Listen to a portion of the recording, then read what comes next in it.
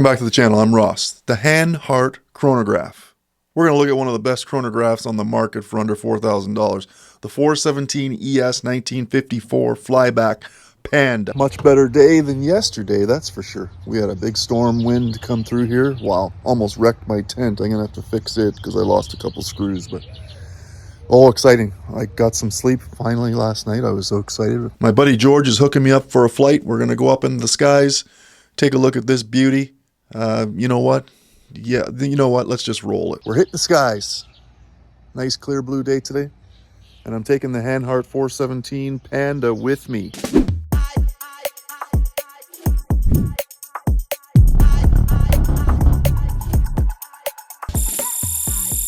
Oh, this is so exciting. I can't wait. My buddy George is a pilot. He's got the plane. We're going up for our first flight together. I'm pumped. I'm pumped. And I'm a little scared too at the same time. I know you want to know. I'm just cleaning up some stuff and then we're going to hit to the skies. It's going to be so much fun. I'm actually scared, but did I mention that earlier? I'm scared. I don't know what to expect. I don't know what kind of plane it is. Do I need is there air conditioning? Do I need a sweater or a jacket? Yeah, there's just so much. There's just so much. I think I'll wear a t-shirt and maybe bring a sweater. The HANHART 417. This is the Flyback Chronograph. Oh gosh, it's so nice. This one's made for aviation. Did you know that years ago chronographs actually were part of a lot of pilots' kit?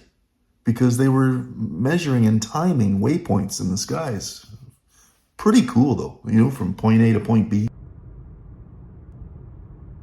I'm going flying with George. We're here. All right, let's find Georgie.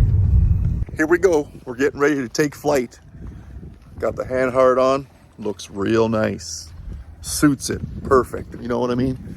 One of those fantastic vintage looking design tool watches. Everyone loves a chronograph. I love a chronograph. Don't you love a chronograph? Flyback functionality. There's one, but that's not the one we're going in. This is the one we're in. The red and white bullet. I wonder how fast it goes. I'm not gonna lie. It is pretty small in here. And two people have to get in here. Thank goodness I'm not pushing, 300 pounds or something. Not that that's a bad thing. I mean, Shaq is 300 pounds, but how would Shaq fit in this airplane? I don't know. This is about to happen. Oh boy. To start with, out of the packaging, like, geez, what they're putting into their packaging. Wow, HANHART's doing something special here. A nice beauty leather, genuine leather watch roll. Comes like this. I'll show you the overhead top down. But the faster we get it on the wrist, the better. A Superman presentation. Yeah, it's real nice. Let's put her on while we're doing the review here. Out of the box, nice packaging. It's always a good start. You know they're putting quality and effort into promoting the watches and wrapping them up nice and secure for you. So, all right, let's get at it. The HANHART 417 ES, from me to you. Got your warranty card inside, obviously. Nice cleaning cloth, signed with HANHART. Impressive right out of the box. I will just put that aside for now. Now, you know what? A little history here. HANHART's been around for a long time, like over 100 years. Founded in 1882, based out of Germany. A load of heritage. The company's been making time instruments even, before the chronograph watch was made. In the early 1920s, they introduced the first low-cost stopwatch. Then by 1926, they moved on to wristwatches and pocket watches, like superstars here. By the 1930s, they started serious production of the chronograph lineup and began supplying watches to the German military forces, stopwatches as well. In 2020, the return of the legend, the 417 ES, that supported the armed forces in Germany. Now, are you seeing this? I guess you are, because I'm providing it for you, but I hope the images work for you. My wrists are 7¼ inches for those of you who are new to the channel, but who doesn't like a Panda dial? Let's get in the specs. I'll post them up there for you on the screen. It's a great set of measurements for a wide range of wrists here. I'm liking it. Thanks for tuning into the channel. I'm Ross. That's Captain Georgie. Say hello. We're taking the HANHART for a flight. We're heading up north. Where are we going? Meaford, man. We're going up to Meaford to grab some lunch.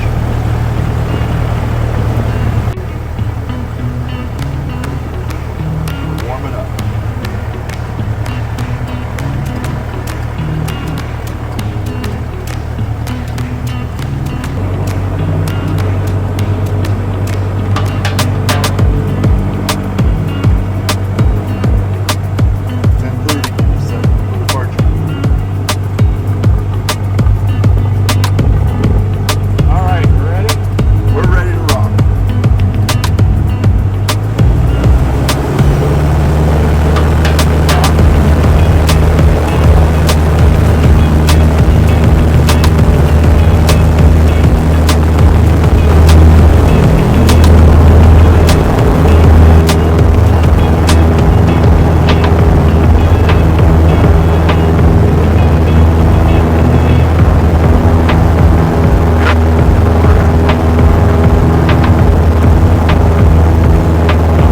I went out flying there, you know what, trying to conquer a little bit of my fears and stuff, because yeah, I do have a fear of heights, but I do love flying, which is really a struggle. I got some great images, had some great time with George up in the air for the small amount of time we were there, and then we had to come back down because of the transponder issues. But did I ever enjoy my time up there? Briefly, because once I got up there, wow, it just set in, right? The claustrophobic, the lack of space, being so confined, and not to mention being 4,000 or 5,000 feet up. It was like floating in an aluminum can. Oh boy, was I scared. It all just got to me. So yeah, I'm sorry, but it just wasn't for me. It just wasn't for me. That experience wasn't for me. Like, I've flown in helicopters as well, and I didn't have the same type of feeling. The HANHART was certainly nice to look at the whole way along. Wore it for the whole day. The weight is reasonable. You're not going to be, have too many issues with it. It certainly is an all-day wear, no problem. A very comfortable strap. This bun strap is nice, genuine leather, accent stitching, right, all the way down to the sign pin and buckle closure. It just all works. A couple of leather keeper or supports there for you as well, and it has a slight taper from that lug down to the closure as well. So real nice on the wrist. I mean, that's what it's all about, just me providing you with the feel. So hopefully you get the visual as to whether, or not, maybe you could consider this purchase for yourself. We'll get to the cost and all that stuff as well, but yeah, I'm liking it. I'm really liking it. Now, personally for me, I don't like a lot of white dials, but the Panda seems to work. And you know what? It does look good. The contrasting colors on the dial are great. Everything's legible, clear, even in low light situations. You have no problems. But for me, I'm more of a dark colored dial. I like the darker colored dials, the blues, the blacks, and things like that. That's just my personal preference. But this certainly could work for you, no problem. I may have to get a hold of Bob and see if I can get myself the Heritage Edition with the red chronograph pusher, the Flyback edition as well. Show you some overhead, some bird's eye view there of the Flyback functionality as well. It's pretty cool. You could do that stuff all day playing with this thing. I think I'm just going to stick to timing things on the ground. Both feet on the ground. Getting into the specs here for this one, we're looking at this 39mm case. It looks great. You've got polishing and brushing along the sides, and you've got that coin style bezel on top, which actually has that primary indicator position there, or line, that you can use for measuring time, which is pretty darn cool. It's bi-directional as well. It turns in both directions. So you can, if you're looking to get to a certain time or seconds, if you're measuring things, you can obviously turn that and away you go. Like, that's just pretty cool. With that lug, we're looking at 20mm, and that strap, she tapers down to 18mm at the closure, so no problem. It really has a nice look to it, sleek too, with that design. And the lug to lug, yes, it's only 45.5. So that is really going to be good. Not taking up too much geography on your wrist, across the wrist. And if you didn't care for the wider bun style of strap, you can remove that and then just have your 20mm lug strap on your wrist on its own. So it'll still look pretty cool. But for me, yeah, I'm thinking the Heritage Flyback with the red pusher at the stop. Traditional operation for the chronograph with the start-stop steel pusher on top, and you have the bottom for reset. Now, when you're activating and utilizing the flyback feature, it'll be start, and then you can actually hit the flyback to go straight back to start again. Now, I want to thank today's sponsor, Daily Watch. Go to dailywatch.com for all of your storage accessory needs, things like that, watch accessory needs. I mean, they have all kinds of stuff, from 2-watch travel cases like this, zipper pouch, easy to put in your pocket or backpack, no problem, to the larger size. This is the 3-watch roll, which is personalized, has Ross right there. You can get that embossed, your name, your company logo, whatever you want to do, just put it right there, no problem. So, and then you have the larger style, like the hexagon, the new hexagon, nice. Things like cleaning supplies, your luxury watch cleaning kit. So you've got solution in there, like a foam stuff to clean, and you got the brushes, and you got the polish pads and cloths or whatever. Everything that you can think of, from stands, like the robot stand, to the trays, to, oh man, this is the hard travel case, right there, with the big latches. And this one here holds 10. Nice, great build quality. Whew. Yeah, it's a little bit pricey, but you know what? You never regret buying quality. Go to dailywatch.com for all of your watch solution and storage solution accessory needs. Thank you very much for the support. Appreciate it. Now back to the video. Now we have a signed steel crown, and it's actually pretty robust, easy to handle. No problems. A nice turn movement too. It just feels good quality. I like that. It's an overall light package, so you don't have to worry about that heft on the wrist. It feels good. Topped off on top with a nice sapphire crystal. I like it. Looks great. Visibility, not a concern here. And you have the protections that you need. With this dial, we have that white dial, and this is the Panda dial. It's just great. I love it. And even though it's not my first choice, but it still looks really sharp, right? You've got the Arabic numerals all the way around. Those are lume filled as well for good visibility. You have larger syringe style hands for the hour and minutes. You have a large chronograph seconds hand as well, which runs around that dial for you. Now you've got HANHART and 23 joules signed at the 12. You have the anti-magnetic and shock-proof flyback at the 6. You've got Germany down below, and you've got the outer perimeter second and minute track, which has a really nice look to it. I like that. All the way to 60. Only 2 sub-registers. You have the 30-minute chronograph monitoring timer on the right at the 3 o'clock position, and on the left at the 9 o'clock position, you have your 60-second running small seconds. Everything's there for a reason, you know? And with the protections you're getting with the anti-magnetic technology built into this and that shock-proof, not to mention the flyback with the chronograph, there is a lot of watch you're getting here for the value. So, and wow, I mean, coming in a cost of around $3,900. Let me just take a look. $3,970 Canadian. That's actually reasonable. The 417 ES 1954 flyback, Panda design. I like it. I'm sure you're going to like it. As far as my flying experience, scared the hell out of me.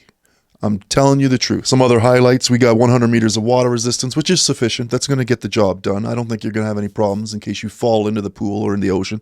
No big deal. Are you necessarily going diving with this flyback? Probably not. Like AR coating on the nice sapphire crystal. This is the dome, the high domed spherical glass. Like, this thing's great. And it's going to be enough for you to take a pop, right, and still survive. Now, added low light visibility, success here with Superluminova C3. Movements and automatic movement. We have the Sellita Caliber AM 5100M. Automatic, 28,800 vibrations per hour, like you would expect. 4 hertz, 23 joules, and you have a 58. Did I say 58? It is 58-hour power reserve. That is pretty good. I like that. But just between me and you, like, I had a fear going in, like heights and claustrophobia. So I put myself in that position, but wow, it was tough. The struggle was real, I'm telling you right now. But when I got back on the ground, get that sense of relief, like, holy cow. And not to say there were any issues with the pilot, because George was awesome. The landing was awesome. I even recorded a lot of the stuff up there. So I'll show you. The landing was great when we came in there. No problems. Unfortunately, there was an incident afterwards. Look at this red plane. This thing looks like it's older than the one we were in. He's like, oh yeah, that's like from, you know, probably like the 40s or 50s. I'm like, oh my goodness. Unbelievable. George messaged me later. One of the planes that I actually recorded taking off, it actually landed, and I think there was a problem. The axle broke, or the tire, whatever came out. The plane flipped over and crashed. Hi. Am I going up in another small old school plane again? I don't think it's going to happen. You know what? I asked Georgie how old the plane was. And he said, oh, it's from 1974. Will I wear another flyback on the wrist? That's going to happen. For sure. I think that's my time. I've kept you way too long, but I appreciate you coming to the channel. Appreciate all the support. Do me a favor, like, hover over my picture there. Maybe you can subscribe if you haven't. It helps the channel. And you know what? Just allows me to keep putting out more content. So turn notifications on. You'll get notified when the next video drops. And there's more stuff coming. Lots more. I'm Ross. I appreciate you. Thanks very much. See you on the next one.